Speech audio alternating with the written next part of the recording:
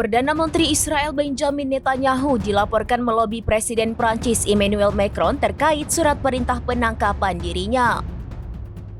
Surat tersebut dikeluarkan Pengadilan Kriminal Internasional atau ICC pada Kamis 21 November 2024 pekan lalu terkait kejahatan perang di Gaza.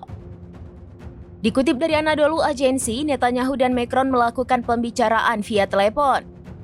Selama panggilan, pemimpin Israel mengungkapkan kemarahan atas keputusan ICC yang meminta negara anggota untuk menangkap dirinya. Adapun Prancis adalah anggota ICC dan menandatangani Statuta Roma. Artinya, negara tersebut wajib menangkap Netanyahu jika yang bersangkutan datang ke Prancis. Namun Netanyahu dilaporkan meminta Macron agar mengabaikan surat perintah ICC. Presiden Prancis belum memberikan pernyataan resmi terkait permintaan tersebut. Namun berdasarkan informasi yang dihimpun RMC, Macron menegaskan bahwa negaranya akan menegakkan hukum internasional. Ia juga mencatat bahwa hakim dapat memberikan kekebalan kepada seorang kepala negara. Perdana Menteri Prancis Michel Barnier sebelumnya juga menyatakan bahwa negaranya akan mematuhi hukum internasional. Hal itu disampaikan menyusul adanya surat perintah untuk menangkap Netanyahu.